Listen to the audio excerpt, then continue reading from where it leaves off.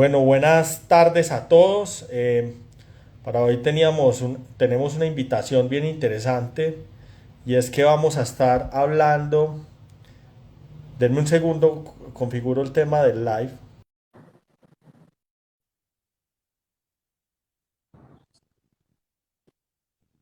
Bueno, buenas tardes, Juan Martín. ¿Estás ahí? ¿Cómo estás? Sí, aquí estoy. ¿Me escuchas? Juan, pero no te vemos en cámara. ¿Qué pasa? Ahora sí me ven. Sí, perfecto. Bueno, Juan Martín, buenas tardes a todos. Estamos coordinando el tema logístico. Ya se debe conectar Nicolás Mondragón de No Investment. Está Juan Martín que va a hacernos varias preguntas respecto al tema de inflación y elecciones políticas.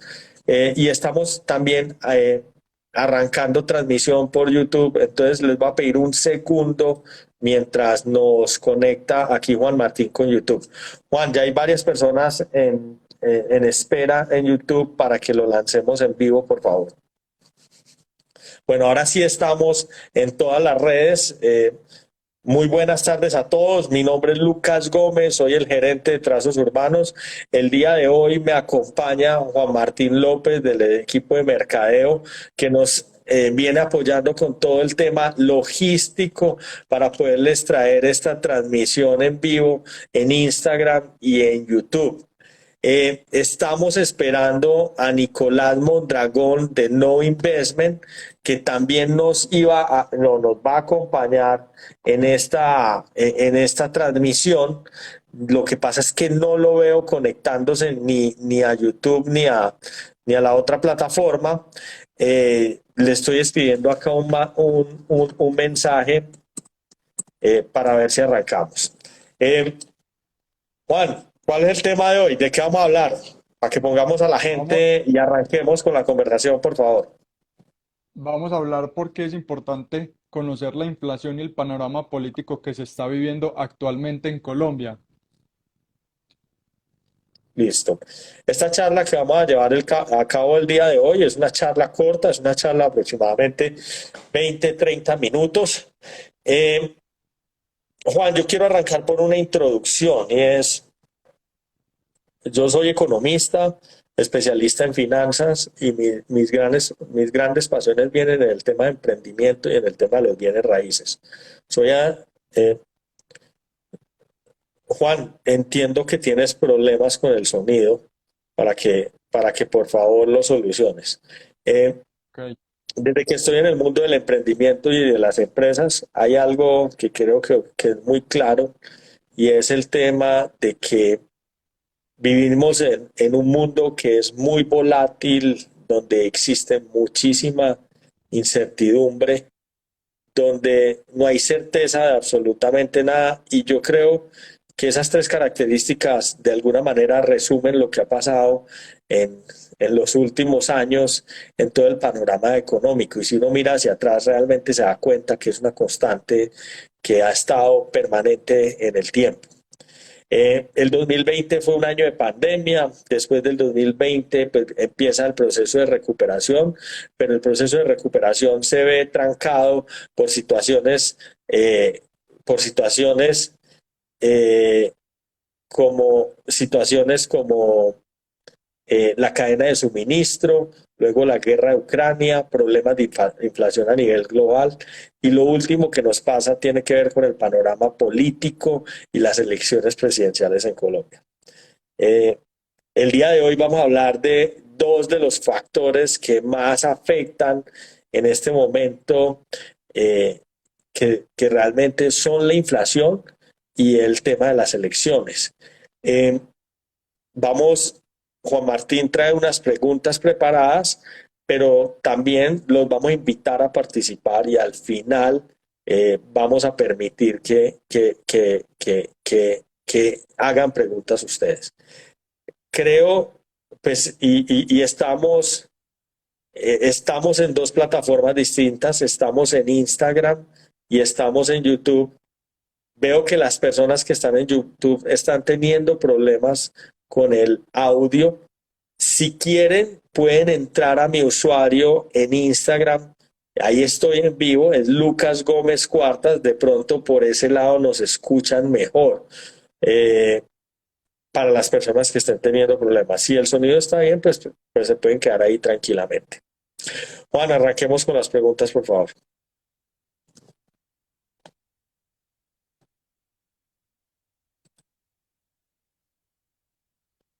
Bueno, creo que Juan Martín se cayó. Disculpen que hoy el tema logístico, no sé qué pasa. Yo tengo por acá las preguntas de todas formas. La primera pregunta, y estas son preguntas que armamos con el equipo. Permítanme un segundo, las busco.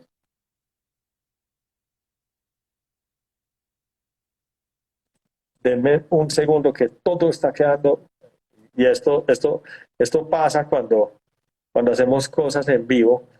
Nicolás no aparece y de No Investment, y pido disculpas por él, y Juan Martín eh, también se le cayó la llamada. Un segundo con las preguntas. Bueno, la primera pregunta, y ahora abro el chat para todos. La primera pregunta es, ¿cuáles son hoy los mayores retos económicos después de las elecciones pasadas? Y quiero ser muy claro, eh, esto no es una discusión política ni es relevante por quién voté, si voté por Fico, si voté luego por Rodolfo o si voté por Petro, pero lo que es una realidad hoy es que el presidente o el próximo presidente de Colombia va a ser Gustavo Petro, y la otra realidad es que hoy los mercados pues están a la expectativa de qué va a suceder con el panorama político en el país y qué decisiones va a tomar o no el presidente. Entonces lo único que existe realmente.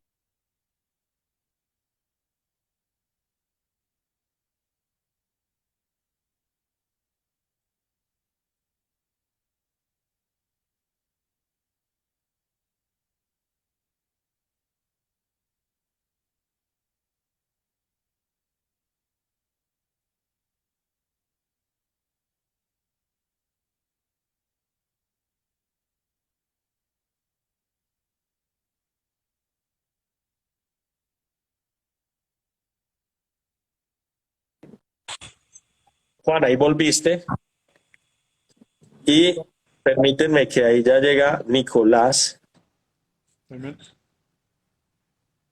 Aló, ¿me escuchan? ¿Qué veo? Ve- eh, eh, eh, ¿Cómo hago, Juan, para poner a No Investment en vivo? Por favor, me confirman las personas que están en Instagram si nos están escuchando, que veo que hay problemas allá y veo que hay problemas en YouTube. Por favor, me hacen una seña si nos están escuchando. Bueno, por acá ya llega Nicolás Mondragón. Está, ¿Aló? aló. Aló, aló, hola, ¿me escuchan? Nico, Lucas, te escucho, ¿me escuchan? Ahí me escuchan. sí señor. Perdón que Ah, estamos bueno, teniendo muchos perfecto. problemas acá. Estoy generando un doble audio en un segundo. Trato.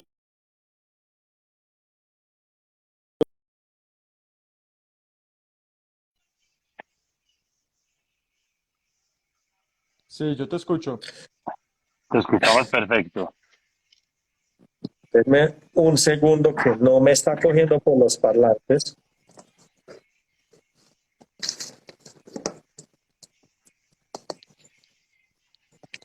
Y estoy generando un retorno en YouTube. Juan, hazme un favor, escríbele a toda la gente en YouTube que por Instagram, por favor, Listo. que tengo Ya, que apagar acá el Zoom. ya mismo. O Dame Por favor, ponerlo en muting, uno de los dos. a todas las personas que están en YouTube, por favor, para que se transfieran a Instagram al usuario Lucas Gómez Cuartas, por favor.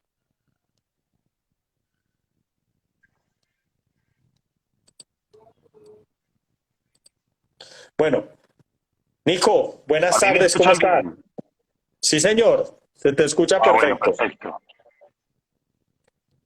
Bueno, hacía una pequeña introducción y es que estamos en un mundo muy volátil de muchísima incertidumbre y donde pues el panorama económico, político y demás eh, eh, nos pone unos retos importantes y lo último que pasa son estas elecciones donde pues la izquierda de alguna manera toma y empieza a liderar el panorama político en Colombia. Entonces, con base a eso, pues sabemos que hay muchas personas en este mercado con incertidumbre, en especial los inversionistas, porque de alguna manera la toma de decisiones de inversión está asociada a una predilección por la derecha y no tanto por la izquierda. Y un poco hoy la discusión va a estar alrededor del panorama económico, la inflación y los resultados de las elecciones políticas. Entonces, dicho eso, vamos a la materia. Hay varias preguntas. No sé si quieras hacer una introducción, presentarte rápido y después Juan Martín nos ayuda con varias preguntas.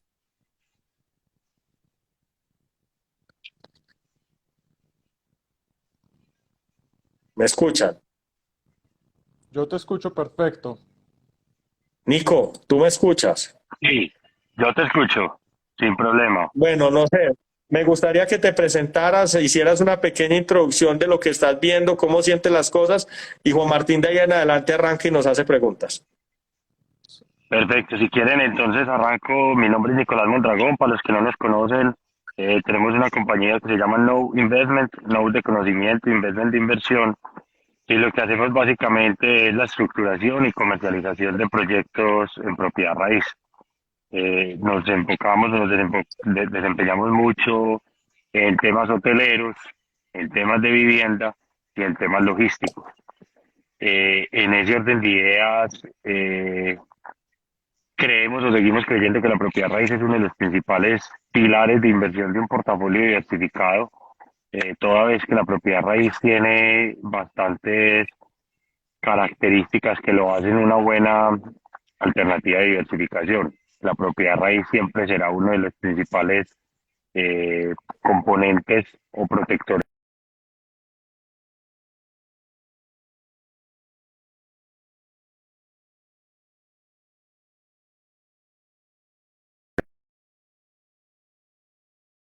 que genera que las amenazas.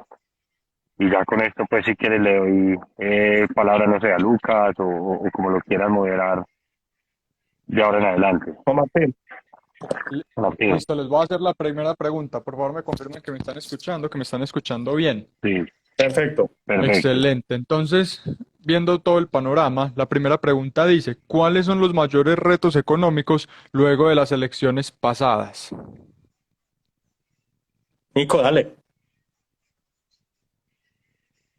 Eh, yo creo que los primeros retos políticos van a hacer que el presidente logre proponer un gabinete un poco centrado. Obviamente nadie está esperando un gabinete de derecha, pero un gabinete que logre balancear un poco las expectativas de los inversionistas de un lado y del otro, ya que el mercado siempre ha sido muy, o en Colombia siempre hemos tenido un gobierno y una política y una economía muy de derecha.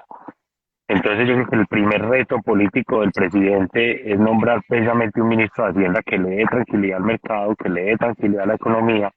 Algunos nombres de los que suenan y de los que probablemente reconocería mejor el mercado como una alternativa sólida, sensata y sobre todo centrada en Rudolf Homs, Ocampo, Alejandro Gaviria inclusive ha tenido pues buena percepción. Entonces yo creo que ese es el primero de los retos importantes para el gobierno o el presidente electo. Eh, el segundo, el segundo viene más desde el tema casi que personal de Petro, pues eh, el gobierno es el mayor accionista de Ecopetrol. Ecopetrol es la principal fuente de dividendos de la nación y Petro ha hablado mucho y ha cambiado su discurso a través de los últimos meses al respecto de la exploración petrolera. Si ustedes recuerdan, hace un año Petro hablaba de que iba a cambiar todo el turismo todo el sector de exploración petrolera y de carbón por el turismo y aguacatejas. Esto obviamente es completamente insensato, pues yo no puedo cambiar un país que hoy produce el 45% de sus recursos de exportaciones. Los dólares los ganamos hoy 45% por exportaciones de petróleo y carbón. No lo puedo cambiar por aguacates y por turismo que no representan ni el 2 ni el 3%. Entonces, el segundo reto para mí es que no caiga en la trampa populista de por decir que va a ser una cosa que parece buena, porque todos estamos de acuerdo que el petróleo debería migrar a energías sostenibles y energías renovables, pues que no caiga en la trampa de matar la gallinita de los huevos de oro. Y digamos que para este segundo reto, el presidente no necesita el Congreso. Entonces, eso es algo que debería uno estar monitoreando de cerca, pero que yo creo que el presidente no va a tener ningún incentivo a hacerlo. Pues si yo soy un presidente y quiero hacer políticas donde voy a generar igualdad, voy a repartir recursos, voy a generar contratación social, pues no puedo matar la gallina de los huevos de oro, que es la que me da los recursos para participar o para proponer una economía. Y yo creo que el Eh, tercer reto finalmente será poder hacer una reforma tributaria que sea sensata y que sea balanceada. Muy curioso pues que la reforma tributaria que ha planteado o que ha insinuado el mercado es muy curiosamente parecida a la de Carrasquilla. Entonces, creo yo que ahí viene el tercer reto y es hacer una reforma tributaria que realmente se direccione hacia los problemas graves de la economía, ¿cierto? Y no hacer pues una reforma de pañitos tibios, de agua tibia que hacemos aquí cada 18 meses. En Colombia es uno de los poquitos países donde se hace una reforma tributaria cada 18 meses. Entonces, pues, si Petro logra hacer una reforma tributaria definitiva, de verdad sólida, pues creo que lograría inclusive un gobierno muy bueno, pues. No sé si eso, Juan Martín, te responde la pregunta y si Lucas quiere comentar algo Nico, más al respecto. A mí me yo encantaría saber complemento. pues, la posición de Lucas. Yo creo que hay un cuarto reto para complementar la respuesta y tiene que ver con una situación que no es local sino global y tiene que ver con el manejo de la inflación. Y pues es algo que hereda él, que viene desde antes y que inicia con la crisis de la cadena de suministro, pero hoy hay un problema, una amenaza grande en la economía que se llama inflación y ese pues finalmente es uno de los impuestos que más nos empobrece a todo y tiene un efecto sobre toda la población por igual.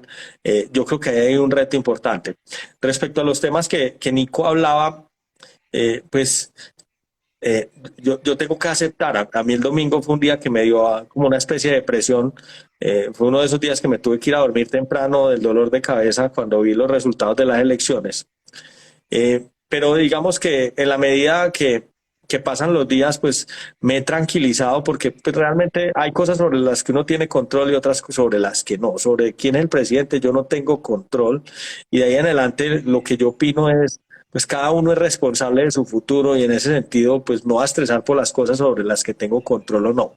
¿Qué he hecho en estos días y qué he estado haciendo y preguntando? Y es que pues de alguna manera he estado hablando con los bancos que tenemos relación, con las fiduciarias, con los mismos gremios. Yo hago parte de la Junta Directiva de Camacol y con el gremio tuve una respuesta que me pareció interesante, Nico, te la comparto, y Juan Martín, y es, me dice Eduardo Loaiza de Camacol, Antioquia, que aunque es muy temprano para decir algo sobre cuál va a ser el panorama económico con Petro, los mensajes que ha enviado en el poco tiempo desde que pues gana la elección han sido muy positivos. Entonces, dentro de los mensajes que ha enviado a los Correcto. gremios, a los industriales y a todo el mundo, lo que está diciendo es, no vengo a destruir el país, no vengo a incendiar el país, lo que quiero es sacar una, pues, como un movimiento de unión nacional para trabajar juntos, para trabajar de las manos de los gremios y que tiene claro que una de las cosas más importantes en las que tiene que atender en primera instancia es la generación de credibilidad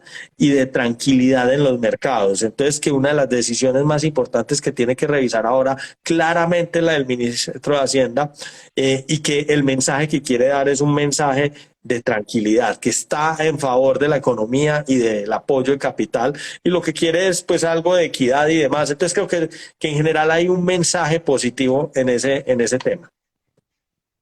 Buenísimo. De acuerdo completamente. Les voy a hacer la siguiente pregunta, y es que, Juan, se te fue. ya, ¿me Ahí, tienen ahí? Listo. ¿Qué efectos sí.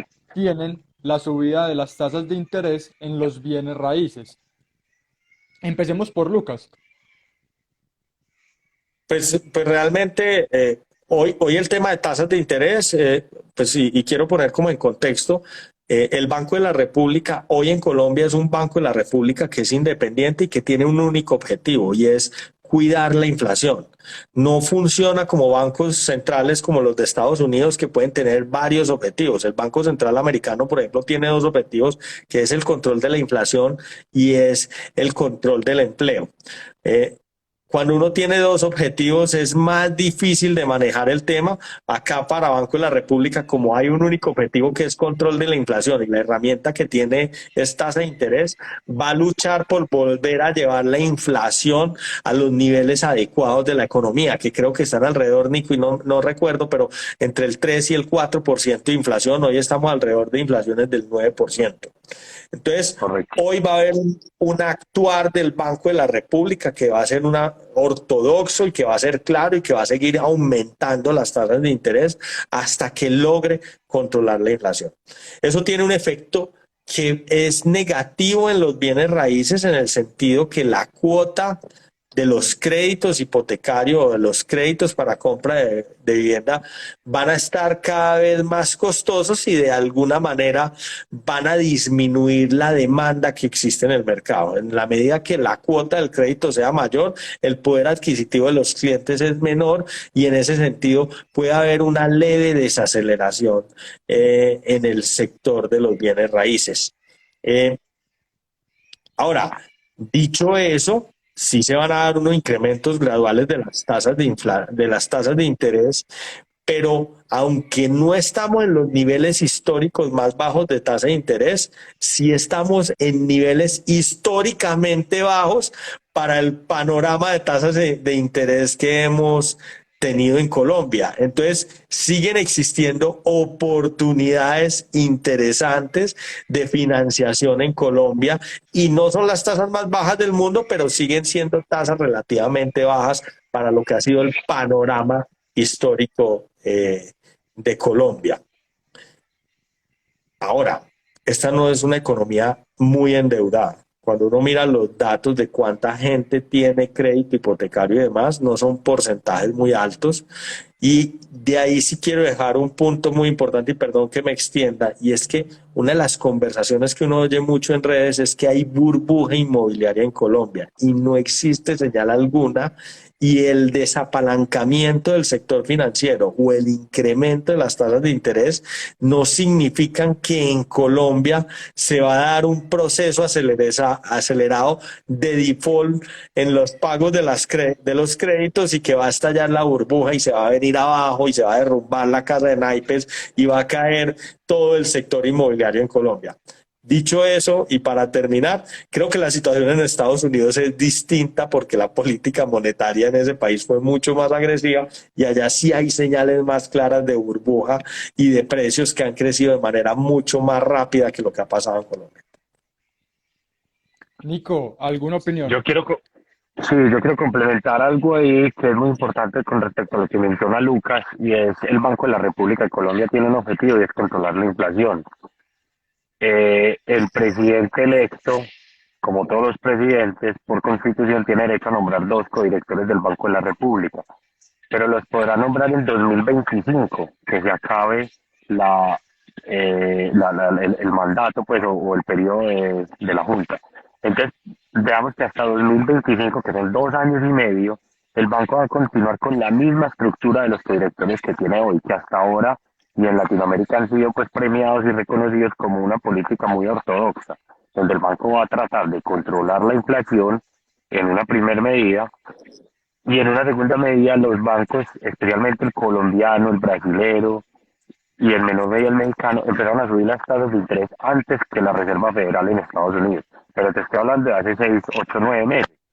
Eso significa que a medida que Estados Unidos siga subiendo las tasas, Colombia siga subiendo las tasas, llega primero Colombia al techo. Entonces también cuando Colombia llega al techo y empieza a bajar las tasas nuevamente, pues esto genera una nueva reactivación en el sector de propiedad raíz, en los créditos, como bien lo explicaba Lucas. Bueno, y hay otra pregunta muy interesante y es que también la subida de las tasas de interés también tiene un aumento en los costos de construcción, en los bienes raíces. No sé si podemos abordar un poco más sobre ese tema, pero que también tiene algunas ventajas y lo discutíamos esta mañana con Lucas, y es que también a medida que aumentan los costos, las personas que accedieron a vivienda en compra sobre planos hace 1, 2, 3 años antes de la pandemia y antes de que se vinieran estos incrementos, también están viendo unas valorizaciones. ¿Es correcto? Sí, Correcto. eh, el tema inflacionario es un tema global y tiene mucho que ver con la cadena de suministro. Entonces, pues, y la construcción en particular involucra muchas actividades o tiene, pues afecta una cantidad de negocios y tiene una repercusión importante sobre la economía. Y necesitamos insumos de muchas cosas. Entonces, lo que hoy es claro es que los costos con los que nosotros trabajamos van a seguir incrementando. Y a nosotros, si queremos mantener nuestros márgenes de utilidad, nosotros los desarrolladores inmobiliarios, lo único camino que tenemos es subir precios. Y ahí hay una oportunidad importante y es una Eso oportunidad iba a que, hablar yo. que es bastante interesante y es para la gente que entra hoy en proyectos inmobiliarios, tiene asegurada casi que de alguna manera, por decirlo, pues asegurar algo es imposible, pero casi que uno sabe que el proyecto que uno compra hoy sobre planos, el constructor tiene que subirle los precios si quiere mantener sus márgenes de ganancia. Y ya lo estamos viviendo en todos los proyectos. Entonces hay procesos de valorización importantes en los proyectos que los grandes beneficiarios no somos nosotros los constructores. A nosotros nos está tocando pagar unos ladrillos más caros, un acero más caro, una ventanería más cara, pero la persona que compra sobre planos, que está altamente apalancada porque nosotros los constructores le damos varias cuotas para pagar su apartamento, está obteniendo unas valorizaciones importantes que finalmente se van a ver en una mayor valorización. Y si me preguntan a mí, esa hoy es la mejor protección que hay contra la inflación. Hay valorizaciones importantes en propiedad raíz que se convierten en la mejor protección para la alta inflación que existe y que pueden estar viviendo hoy las personas.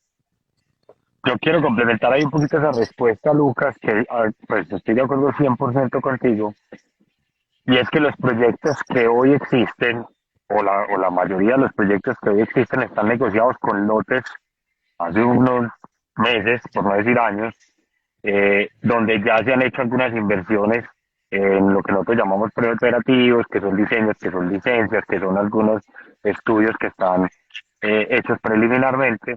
Entonces las personas no solo están garantizando, como dice Lucas, entre comillas, porque no se puede garantizar, que los precios le van a seguir subiendo a todo el mercado y que ellos están de cierta manera bloqueando unos precios baratos, sino que además lo están haciendo casi que con retrovisor. Hoy en día tú vas a salir a comprar cualquier lote y te piden el 20 o el 30% más de lo que pedían hace un año. Entonces, si yo compré aquí, el constructor literalmente en el lote vecino quiere hacer otro proyecto, ya va a pagar el 20 o el 30% más por el lote. Entonces, automáticamente, con el lote más caro, con el acero más caro, con los ladrillos más caros, con la ventanería más cara, como decía Lucas, pues tiene que salir un precio de venta más alto. Entonces, yo ya estoy asegurándome de eso. Entonces, yo creo que hay un doble objetivo con el invertir en propiedad raíz. Y con el tema de la inflación, recordemos que la propiedad raíz es un activo primero que es finito, o sea, tierra no vuelve a nacer. Por más tecnología que nos inventemos, pues tierra no se vuelve a hacer. Eh, Segundo, tiene un valor utilitario. Es decir, un apartamento de 2 cuartos sirve como un apartamento de 2 cuartos hace 300 años, hace 100 años y dentro de 100 años. Y de hecho, hoy ves ciudades viejas como Nueva York, como Londres, como París, donde apartamentos de hace 150 años siguen teniendo una renta inmobiliaria porque siguen funcionando como apartamentos. Entonces, eso te ha generado dos tipos de ingresos. El primero por valorización, porque el activo sigue subiendo más o menos a la misma velocidad de la inflación. Y segundo, porque te genera renta mensual o trimestral o anual. Entonces, se te cruzan estas dos variables, estos dos fuentes de valorización y hace que la propiedad raíz sea uno de los pocos activos en el mundo que te permiten cubrirte contra la inflación, generar ingresos.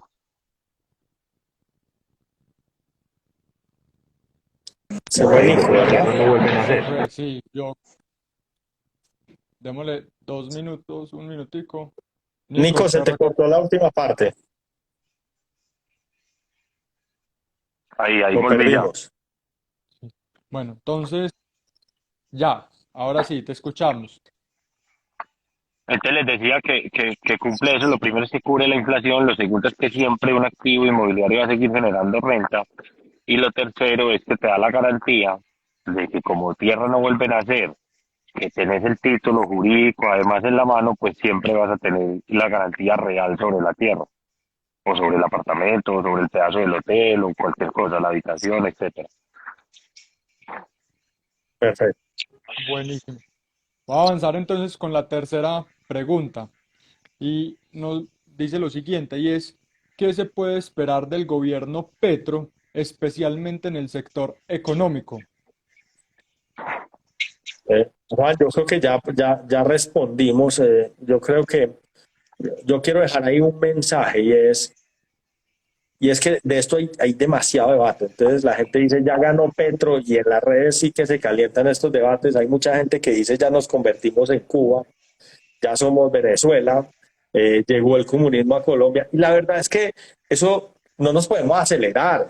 Y ahí sí quiero dar un mensaje de optimismo. Esperemos que las cosas se vayan dando para tomar decisiones, pero hoy el panorama económico de Colombia es muy positivo, los indicadores son muy positivos y pues yo tengo que aceptar, a mí me da algo de temor Petro, pero pues hasta que no vea quién es su ministro de Hacienda y ver qué decisiones toma y demás, pues no me puedo acelerar porque si me acelero de alguna manera, sin que él haga nada, ya estoy generando el peor de los casos y no es la idea. Yo también tengo una visión muy parecida, eh, porque creo que un gobierno de izquierda per se no es malo, pues un gobierno que quiera generar más igualdad, que quiera aumentar los recaudos. Colombia es, para que ustedes hagan una idea, el país más desigual de toda la OCDE. El país más desigual de toda la OCDE. Colombia es el país que menos recauda como porcentaje del PIB en impuestos de toda la OCDE. La OCDE es un club de países ricos, pues, o medianamente ricos. Entonces, si ustedes se dan cuenta, un gobierno de izquierda que quiera mejorar eso no es necesariamente malo. Y de hecho, muchos países en el mundo son gobernados por la izquierda. Aterrizado a Latinoamérica, México ha sido gobernado por la izquierda un par de veces, lo sigue haciendo bien. El ejemplo más cercano, que es Brasil, que probablemente en octubre vuelva a quedar Lula. En el 2001, Lula se montó como presidente de Brasil y Álvaro Uribe como presidente de Colombia, Lula de izquierda, Lula de derecha, y Brasil terminó creciendo más como porcentaje del PIB. La moneda local, que es el real, se valorizó más que el peso colombiano. Tuvo una inflación, para los términos de Brasil, que Brasil tiene una inflación en una orden de magnitud mayor, pero sin embargo tuvo una inflación más controlada que la colombiana, o muy iguales para no exagerar, y tuvo una reducción de la pobreza bien importante. Entonces eso genera varios vientos de cola en la economía.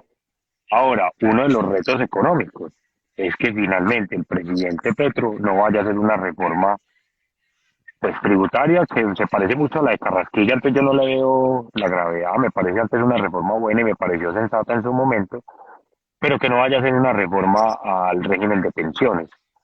¿Por qué? Porque los fondos de pensiones son los principales inversionistas en proyectos inmobiliarios, pero también son los principales inversionistas en proyectos de infraestructura como aeropuertos, puertos, carreteras. Entonces eso sí podría frenar el país.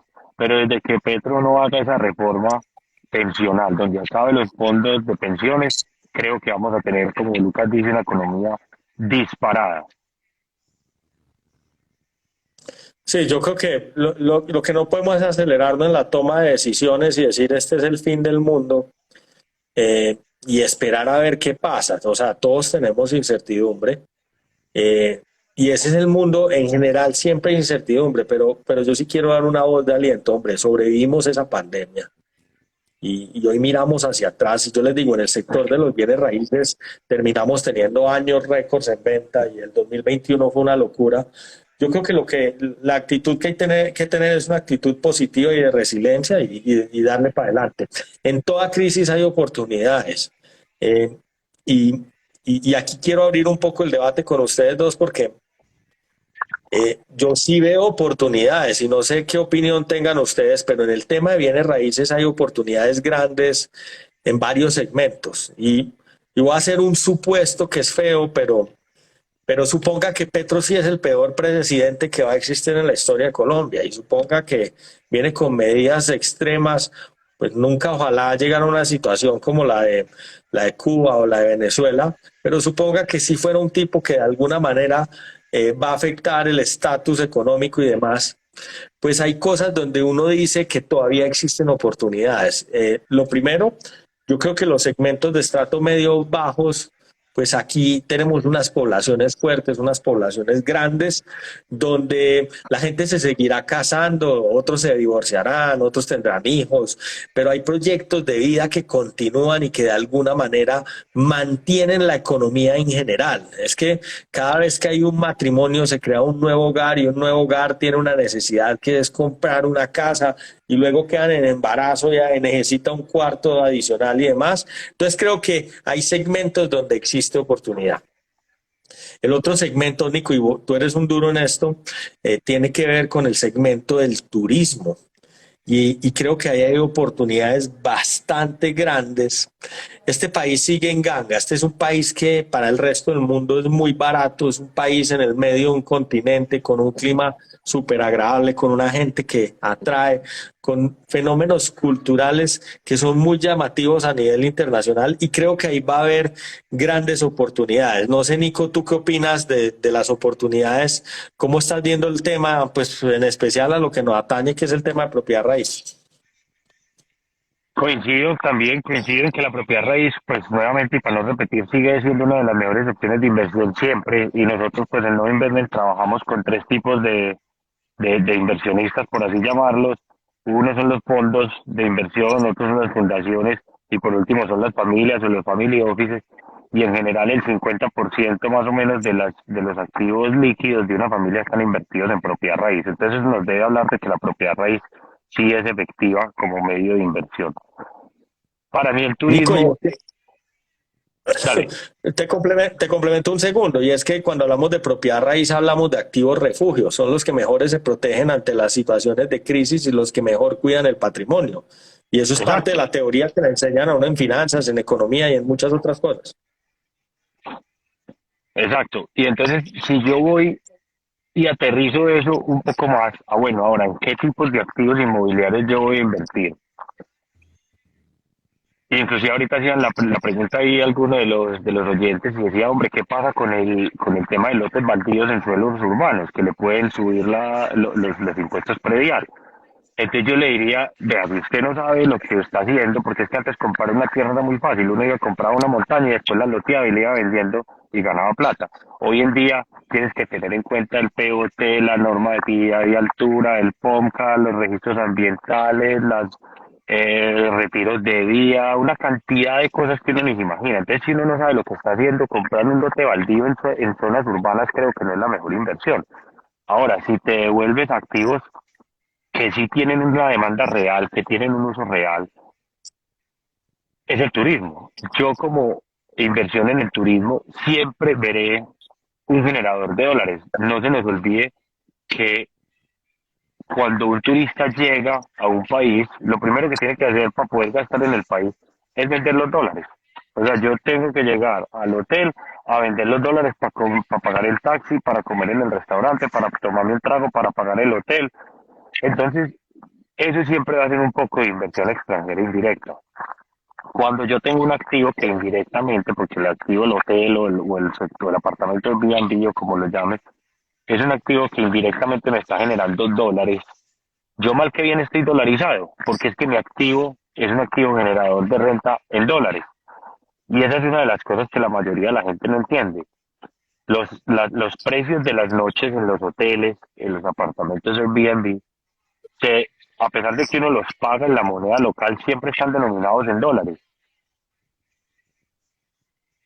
Es De decir, que acuerdo. si a mí el dólar en Colombia se me pone a 5.000, a 7.000 o a 10.000, pues la noche en pesos también se me va a poner más cara. Entonces yo estoy generando los mismos dólares mensuales como renta de la propiedad. Entonces por eso me parece tan interesante la inversión en turismo, porque la inversión en turismo, repito y con esto concluyo, me genera dólares de renta, a diferencia de la vivienda.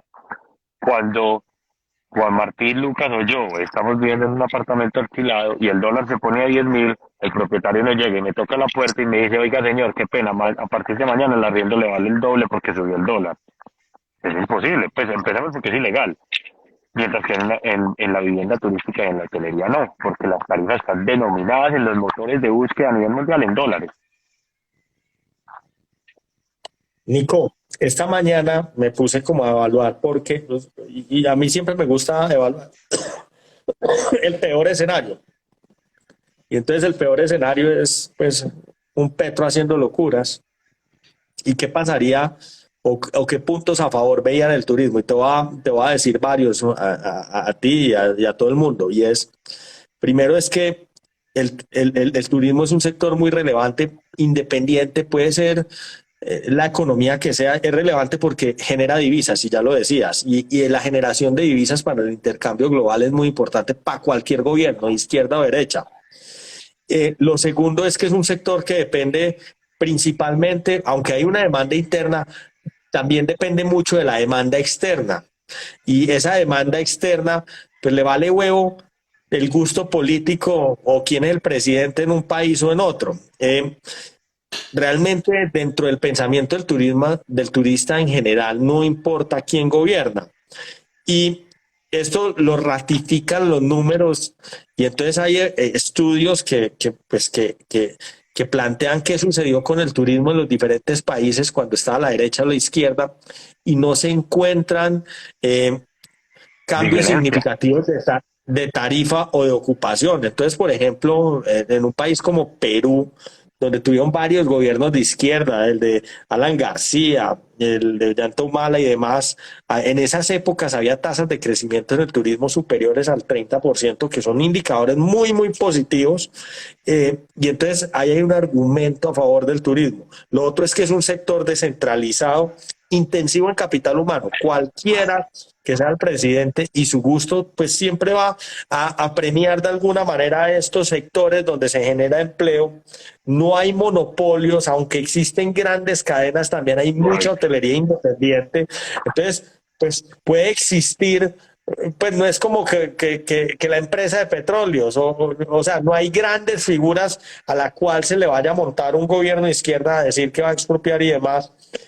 Y hay una cosa que sí es muy positiva en el turismo y es que tiene unas externalidades que son bastante positivas y que son atractivas para cualquier gobierno, como el intercambio cultural y el hecho de que el turismo en sí es un generador o enaltece de alguna manera el orgullo nacional. Entonces yo creo que es una de las industrias más protegidas en este sector. Alguien ahí sí dice algo de la seguridad y ahí sí hay un factor determinante y es que No. dentro de la decisión de turismo, cuando uno va a viajar, una cosa que sí revisan los turistas es el tema de seguridad. Entonces, independiente del presidente, si la seguridad desmejora en Colombia, sea con la izquierda o la derecha, va a haber efectos sobre el turismo, más no por los gustos políticos o las convicciones políticas de un presidente.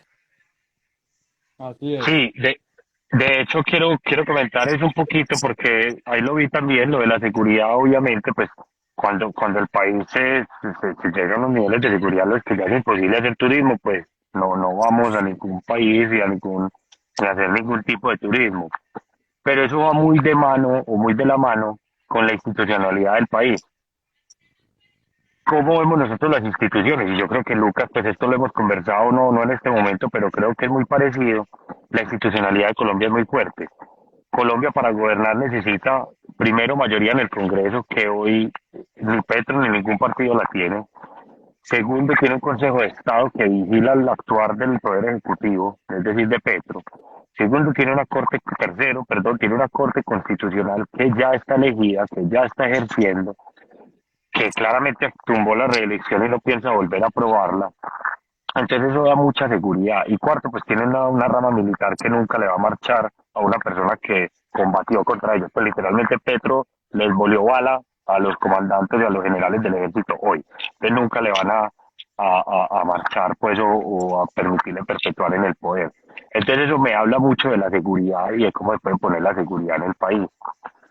Y por último, Yo quiero que ustedes piensen, los que han ido afuera, Cancún, a Punta Cana. A mí me impresiona mucho Cancún. Uno llega a Cancún y Cancún, desde que uno se baja en el hotel, está viviendo en dólares. Usted se baja y paga un transfer en dólares, llega a un hotel que le cobraron en dólares, los precios en el hotel son en dólares, pero convertidos a pesos mexicanos, pero uno sabe que le están cobrando en dólares, porque usted sale de la puerta del resort y al frente las cosas valen una quinta parte. Entonces, eso es lo que se llama las economías, los sistemas herméticos de turismo, que a medida que un turista llega y se mantiene dentro de ese ciclo, pues está viviendo en dólares. Por eso es que hablábamos ahorita de la generación de dólares. Y el sector del turismo, particularmente en Medellín, empezó hace muy poquito. En Medellín empezamos a ver el turismo hace 5 años, 5, 7 años. Yo me acuerdo, para que no me calculen la edad, pero cuando uno era chiquito, uno iba al Tesoro. Lucas es más viejo que yo, a ese sí le podemos decir la edad. Pero cuando uno iba al Tesoro y uno llegaba y señalaba a la gente que estaba hablando inglés, hoy en día uno pasa por Provenza y uno es el raro. Uno es el que está hablando en español, las cartas están en inglés, los meseros hablan en inglés, todo el mundo está hablando en inglés, entonces uno es el raro.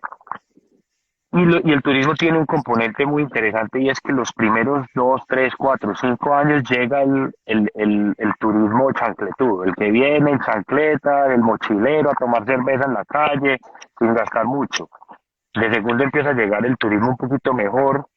Tercero llega el turismo que hoy estamos viendo en Medellín, que es turismo que no solo viene a quedarse, sino que viene a hacer negocios, viene a coger la ciudad como hub y se queda 2, 3 semanas. Y aquí se deja las dos maletotas grandes de Europa o de Canadá o de Estados Unidos y coge un morral y se va 3 días para Cartagena o se va 3 días para Guatapé, se va 3 días para el eje cafetero y siempre vuelve a Medellín. Y eso empieza a generar una atracción, una densificación en la ciudad, en el sector turismo. Y para complementar y no alargarme mucho, hoy en día, Medellín, que es una ciudad secundaria, que apenas está empezando en el turismo, que lleva 5 o 7 años cuando la carrera del turismo o la maduración de una ciudad turística son más o menos 30 años, como lo demuestran los estudios.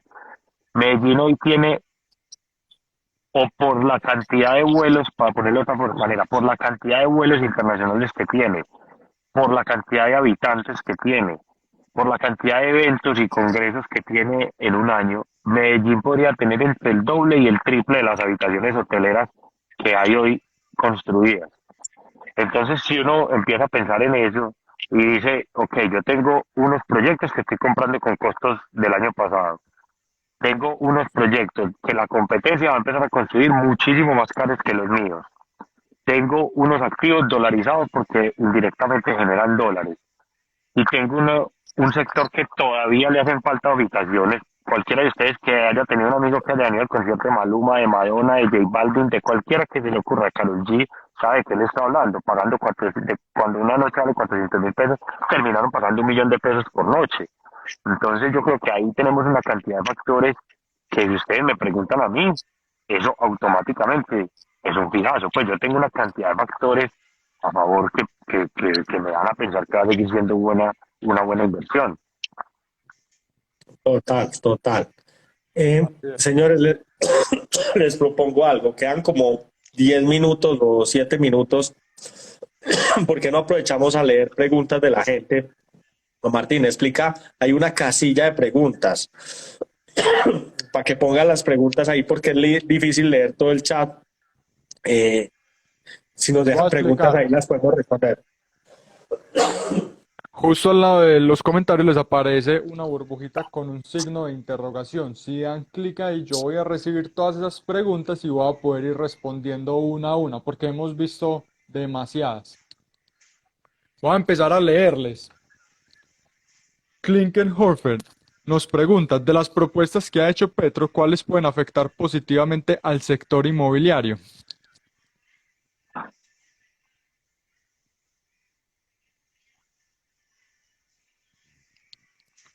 ¿Me Yo escucharon? creo que sí, yo creo que en general las propuestas no ha marcado ninguna positivamente o expresamente para el sector inmobiliario, pero el sector inmobiliario siempre será una de las piedras angulares de una economía y más de un país en desarrollo. Colombia es un país que tiene 220.000 viviendas en déficit y que cada año se aumenta. Ningún presidente, y menos si tu foco es populista, va a clavar el sector inmobiliario. Sabes que sí ha hablado que afecta al sector inmobiliario y es que cuando habla de sus locuras de desaparecer el petróleo y cambiarlo por turismo, pues de alguna manera está dándole un apoyo importante al turismo y ahí hay un segmento muy importante para los bienes raíces. Yo hoy tengo un sueño y un propósito y es de verdad convertir a Medellín en una de las ciudades del entretenimiento latinoamericano, por decirlo de alguna manera, convertirlo en Las Vegas de América Latina, en lo que es el eje de Tal la cual. calle 10, Provenza, Astorga. Y usted, doctor, me está ayudando a mí en ese propósito con unos proyectos espectaculares. Eh, y yo creo que ahí sí hay un mensaje muy positivo para el tema de la propiedad raíz.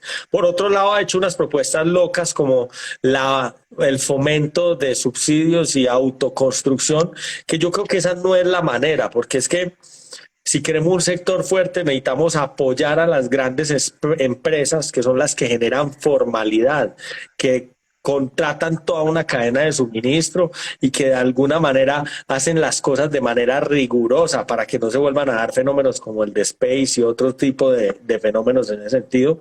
Eh, pero ahí sí digo, todavía es muy temprano para saber qué va a hacer en cuestión de subsidios y cómo va a tratar el sector y demás. En la medida que tengamos más información, pues vamos repitiendo este tipo de eventos. Y una cosa muy importante con ese complemento es que mucha gente, incluido que acabo de ver un comentario ahí, piensa que la subida de los prediales, y en Bogotá Petro subió el predial, es una facultad del presidente. Recordemos que la subida de los prediales es una facultad de cada administración municipal. Cada municipio decide cómo tratar sus prediales. Entonces un presidente no regula los prediales. Hay una pregunta que leí y Juan, no sé con cuál ibas, pero de la que quiero aprovechar para hablar y es Estados Unidos, porque es que hay mucha gente ahora, y pongo esta para que nos quede tiempo, y es, hay mucha gente con temor, con ganas de sacar la plata para Estados Unidos. Nico, ¿cuál es tu posición al respecto? Muy sencillo y respondo corto y sustancioso. Yo he trabajado 12, 14 años en bolsa. En bolsa, para uno hacer plata, tiene que hacer lo contrario a lo que la demás gente está haciendo. Cuando en Estados Unidos el dólar lleva subiendo en Colombia desde el 2014, desde junio del 2014 empezó a subir el dólar en Colombia, que pasó de 1.800 a 4.000. Es decir, todo el mundo ha comprado dólares estos 10 años, 8 años. Y la propiedad raíz en Estados Unidos lleva subiendo desde el 2008, que tuvo la reseteada y el 2008 no ha parado de subir. ¿Cómo voy a comprar yo dólares en este momento para salir a comprar propiedad raíz? Me parece que uno tiene que saber muy bien lo que está haciendo, porque la típica respuesta de yo salgo a comprar dólares a 4.000 para comprar unos apartamentos de Miami que están en precios de máximos históricos, creo que no va a ser la fórmula correcta. El temor te lleva a tomar decisiones de comprar vivienda cara con dólares caros. O sea, suena, pues, y de alguna manera nosotros como empresarios sabemos tomar esas oportunidades. Yo estoy 100% de acuerdo contigo, Nico. Yo creo que es el momento de mirar a un Colombia que es una ganga. O sea, y esta fue una discusión familiar. Con mi padre hablábamos del tema patrimonial y demás, y él estaba muerto del susto. Eh, y yo estoy tomando las apuestas más grandes en Colombia en este momento porque pues creo que hay oportunidades interesantes acá que no vemos ahora en Estados Unidos. Lucas, y recordemos que acaban de pasar 6 meses de bolsa donde todos los números están en rojo en este momento y están evaluando los próximos 6 meses para definir si entran o no entran en una recesión en Estados Unidos. Entonces es un momento muy crítico y recordemos que las recesiones en Estados Unidos son mucho más fuertes por las políticas monetarias que utilizan. Sí, yo creo que la oportunidad está en Colombia. Juan, ¿alguna otra pregunta? Yo creo que ya se está acabando como el tiempo. Yo quiero hacer una Sí, última, mientras Juan busca ahí la pregunta, para comparar Colombia-Estados Unidos. Estados dale, Unidos en dale. el 2008, en Miami, vendían metros cuadrados en ubicaciones supremamente buenas a $1.000 el metro cuadrado. Hoy esas mismas ubicaciones valen entre 12.000 y $15.000 el metro cuadrado. Colombia, desde el 2000 al 2001, el metro cuadrado en dólares no ha subido. No ha subido en dólares. Estamos al mismo valor por metro cuadrado en dólares. Y es un país cuya economía es el doble de grande, tiene el 30% más de población, tenemos empresas que facturan el doble o el triple o 4 veces para que vean un poquito las dislocaciones. Bueno, Perfecto. voy a decir la siguiente pregunta y es Martín nos pregunta, ¿qué margen de utilidad puede alcanzarse en este sector? En el sector que de bienes raíces. No Turismo, me especifica, pero imagino. podemos hablar de turismo y de bienes raíces. En turismo, pues lo que estamos viendo en la ciudad de Medellín, que hay una dinámica espectacular, es que puede haber rentabilidades libres entre el 0,7 al 1,1, depende de cada proyecto, ubicación y concepto. Y en temas de vivienda, pues las rentabilidades están alrededor del 0,3 al 0,5. Eso es lo que estamos viendo hoy en el mercado. No sé, Nico, si tienes una visión diferente. Tal cual, una propiedad raíz de vivienda está por los lados del 0,3, 0,5 es un estrato bajo más bien, que normalmente me renta más. En turismo estamos viendo el 0,7, inclusive tenemos aquí con proyectos pues conjuntos donde ya la rentabilidad está por los lados del 1,3, 1,4% mensual más la valorización. Entonces está uno multiplicando casi por 4, por 5 la rentabilidad. Excelente. Bueno, ¿Cómo hay, estamos de hay, tiempo? no, se va a acabar ya. Hay muchas preguntas. No sé, señores, ¿qué hacemos? O sea, nos salimos y armamos otro. Pues es que esto pone restricciones. Entonces, pues la gente quiere que sigamos respondiendo preguntas. Ahí hay un montón. Nico, ¿tienes tiempo? Como quiera, yo creo que lo podemos o cortar acá y que empezarles, pues quedamos con el compromiso de responder también esas preguntas por los internos o extender el espacio, pero para que la gente no se le haga muy largo también, como quieran. No, vea, yo les propongo algo. Yo creo que hoy hemos dado bastante valor. Muchas gracias a todas las personas que se conectaron. Esperemos unos días, Nico, que es que es muy Y temprano. O hacemos sea, la si segunda había, versión. y hagamos una segunda versión, exactamente. Señores, yo creo que a todos muchísimas gracias por el espacio. Nico, Juan Martín, hombre, siempre un placer hablar con ustedes.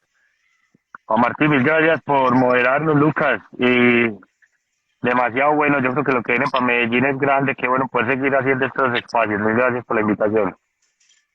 Bueno, Ahí hice feliz una noche a todos. pregunta a todas las personas que están preguntando si esto queda grabado y señores, feliz noche a todos. Muchísimas gracias por conectarse. Bueno, que estén bien. Chao. Hasta luego, chao, chao, gracias.